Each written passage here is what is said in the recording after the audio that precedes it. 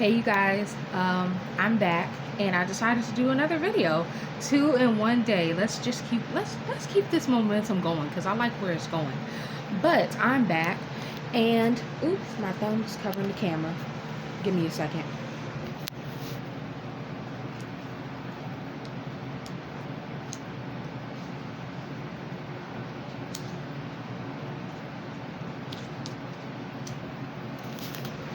Okay, I'm back. I had to take this off because it was getting on my nerves. I'm back and I thought today I would do a bit of a redo and a retelling of why I'm sick and why I'm currently why I'm sick and why I'm oh my gosh, like my throat wasn't doing this before. Now that I'm trying to make a video, you want to act up. Satan, I don't have time for this today. But I want to I want to do a redo of why I am sick and currently handicapped, because I feel like in my last video when I first tried to explain to you all why I am the way that I am currently when it comes to my health, I felt like it was just a lot of it was kind of blurry and it was all over the place, and I feel like I don't feel like I was really able to make it clear enough, or I didn't want it to be all over the place. I didn't want it to be confusing. And plus, when new people come, when we get new subscribers and new people join the family, I just want them to be all caught up on my story and, you know, where we are and what, you know, just in case y'all are wondering, y'all can just come back to this video for reference. So, why or how I got sick, or how I found out I was sick, and how I got handicapped. It started July of 2015. I was in a slip and fall accident, and the result of that, they told me, was from the slip and fall accident. They told me the result of that fall was a injured knee, like a sprained knee. But this pain went on for months. It went on for months and months and months. And my mom and I just knew something was not right. So we went to doctor after doctor after doctor, and they kept telling us the same thing. They kept telling us, well, it looks like arthritis, but we're not sure. It looks like it could be this, but we're not sure. It looks like it could be that, but we're not sure. And so afterwards, she ended up taking me to Children's, and that's how my whole journey with Children's got started. I still go to them till this day. I will be transferring out of their facility when I turn 21, because, you know, they only take you up until the age of 21. So yeah. And then she took me to Children's and I got an MRI, and it turns out not only did I have a Baker cyst, but I had a meniscus tear and I had scar tissue. So they would have to do 3 things in one operation. So my meniscus tear was halfway torn, but in therapy they put so much force on my knee that basically when they went in and did another MRI, my meniscus tear was just so bad that it was literally hanging on by a thread. When my orthopedic went in at the time, he said that we went in there right on time, because if not, my meniscus would have torn completely, and I don't know how much damage that would have caused further to my, to my knee. So they made 2 incisions with a little camera, and they went in there and they took out the Baker cyst, took out the scar tissue, and repaired the meniscus. So that was one surgery. And that was back when I was 13 going on 14. And then I had found out when I was 14 years old that I had JIA. The name of my JIA is very tricky to pronounce. It's pronounced poly. I can't get the name right, but it's pronounced poly. It has that word in it. So my JIA was mild to, I don't want to say severe, but it was mild to that point. So my JIA caused me excruciating amounts of pain. I had pain from head to toe. I could not sleep, I could not drink, I could not do anything because I was in so much pain. I couldn't even take showers. I couldn't even walk up the steps. I had to scoot up the steps. I had to sit on my bottom and I had to scoot up the steps like I was a baby because I was in too much pain to walk. My joints would get swollen. My arms, my legs, my ankles, my knees, my feet, my knuckles. I couldn't even brush my teeth or hold a toothbrush. My mom had to help me with every single thing I did. And that's why I'm just so grateful for her, because I just don't know what I would have done without her. But I was in so much excruciating pain.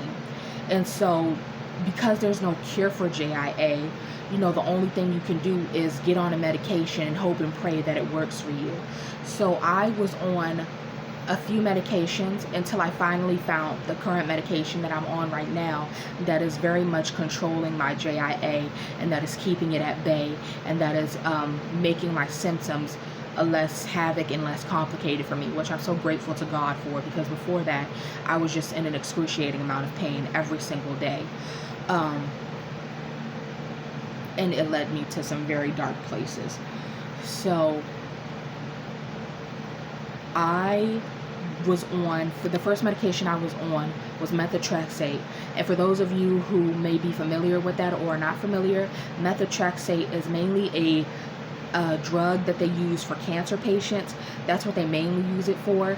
But it's used for a plethora of other things as well. I had to administer this to myself. I believe it was once a day or once every few days, I believe. Yeah, and it gave me headaches, it gave me side effects, so I told my doctor about that and I stopped. And then we tried Humira. It was the same thing. I had to administer that to myself via needle, and it gave me headaches, it gave me side effects, and so I just did not want to take it anymore because it just wasn't helping. So then they introduced me to Xeljanz, and I have heard about Xeljanz, and I was like, okay, I'll do anything to take this pain away, because it just got to the point where I couldn't take it anymore. So they put me on Xeljanz along with the medicine called leflunomide and naproxen, and I took those three medications. I took the naproxen twice a day, and I take the Xeljanz and leflunomide once a day.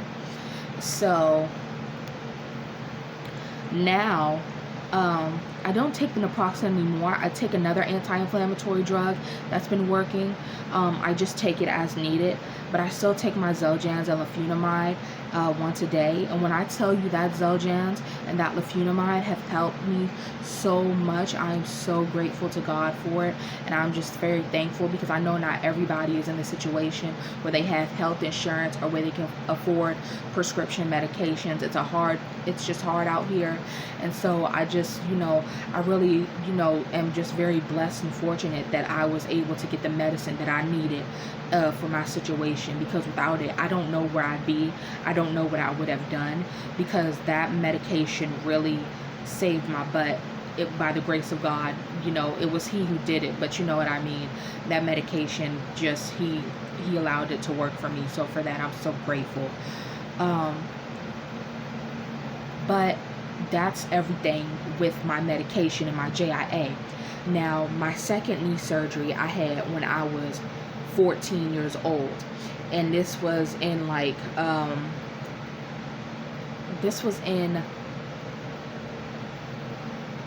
it's been a while, so I'm 20 now, so that just gives you a little context. It's been a minute, but it was in 2016. Yeah, it was in 2016 that I had my second surgery. So this time they found more scar tissue on my leg, previous scar tissue that they didn't detect before, but also more scar tissue had built up. And when I asked my orthopedic why, he said the reason why is because your body is so sensitive that every time we go in there and make an incision, we basically are just re-triggering your body.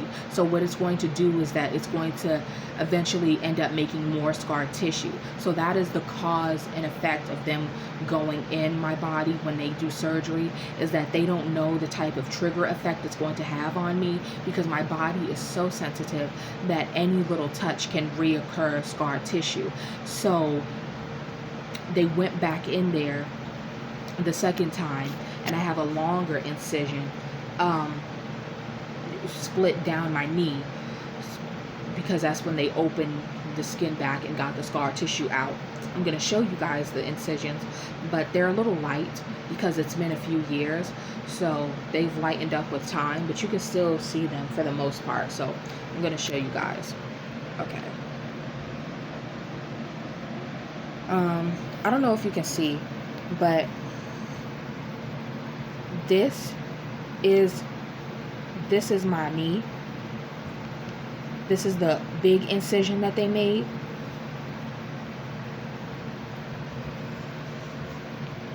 And I don't know if you guys were able to see that, but those were my two scars. They're pretty light because it's been a few years since I had the surgeries. So yeah, but my walking is okay. Like, it used to be bad. It used to be super bad. Like, I couldn't walk up the steps. I couldn't walk around. I couldn't do anything. But with my medication being in my system now, and me going to physical therapy, it's given me a bit of mobility back in my leg, a little bit, not much, but a little bit. But I think my medicine is what really helps, because if I was still in as much pain as I was back then, I don't think at all I would have been able to keep moving and have as much mobility and keep, you know, having as much longevity as I do now. Like, I still can't do things like stand up for more than 5 minutes without getting dizzy, getting nauseous, and having excruciating pain in my back and feet.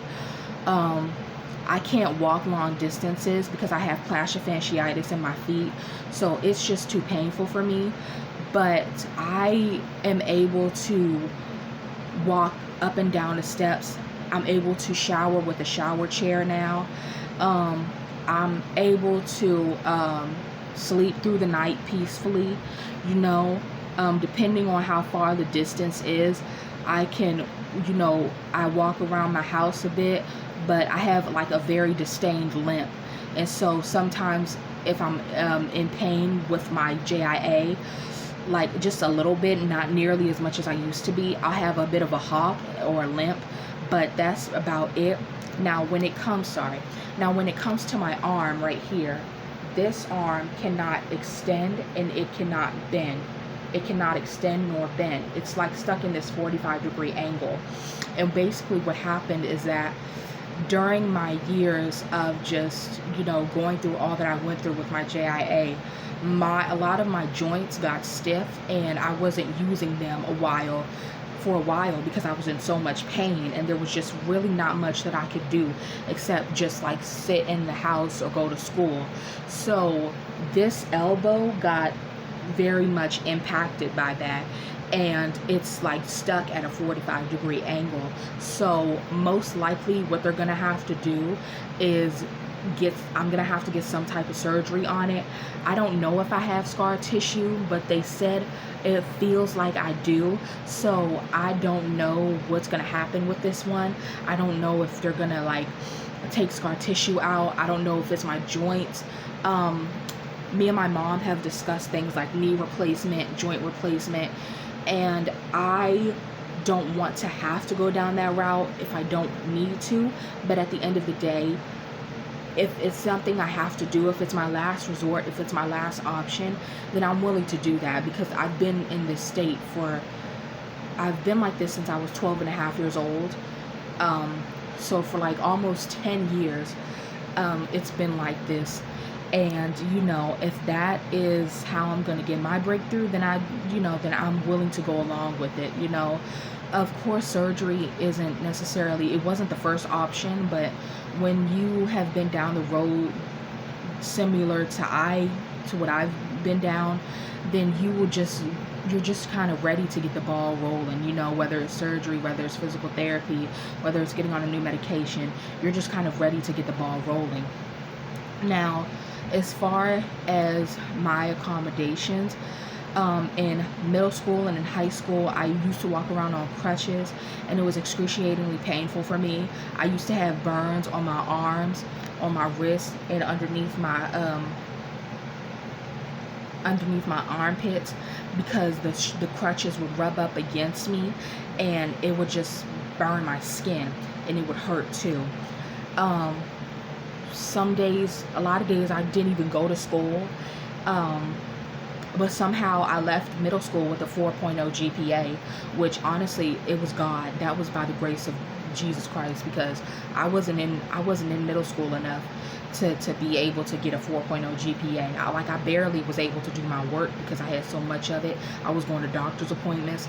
I was in too much pain to be in school. So the fact that I left school with a 4.0 GPA, that was by the grace of God, because I was barely there. I was barely there in 7th and 8th grade in order to make those types of grades. So, but also people will push me around in a wheelchair. They didn't always have a wheelchair. Like, I didn't always have my own wheelchair until I want to say until I was 8th grade, because my insurance had to cover it. So I had to go through this, that, and the third to get one. But I'm thankful I got one. I have it. I just don't need it like I used to anymore. Yeah. So, yep. I have a walker that I use. So, I highly doubt, I don't know. I was going to say, if someone sees me and I'm with my walker, then yeah.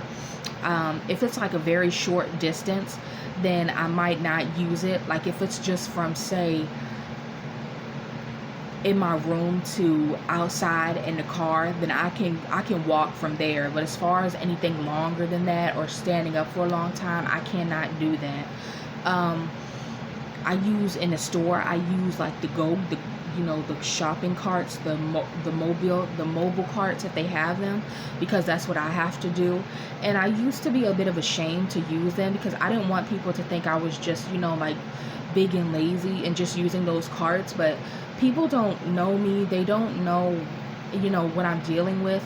So I just I have to use those carts because I'm in pain. So yeah.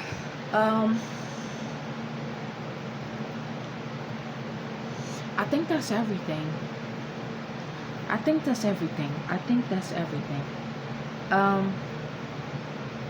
Yeah, that's my story. That is my sickness. Yeah. And if you're suffering with chronic illness or mental illness or just illness in general, you're not alone. I know it feels that way. And I know you may think that you're suffering in silence, but you don't have to. You're not the only one out there going through it. There are so many more people going through what you're going through. And I just want you to know that, every day that you're here is not on accident. It's on purpose. And I just hope and pray that you find some type of strength, whether that is, looking forward to waking up every day, or even if you don't look forward to waking up every day,